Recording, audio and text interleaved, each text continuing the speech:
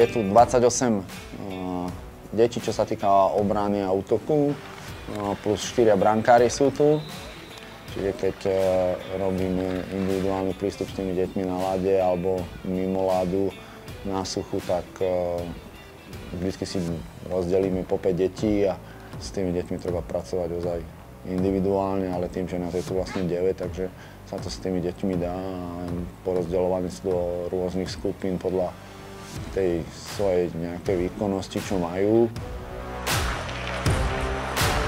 No, majú 4 suché tréningy za deň plus 2-krát sú na ľade. Do obeda, čo sa týka ľadu, je tu jeden tréner, alebo lepšie povedané trénerka na power skating. To si myslím, že pre tie deti je taký odrazový mostík do toho. V základe to korčulovanie. Korčulovanie potom na to naväzuje práca s pukom, streľba, stále je tam čo robiť.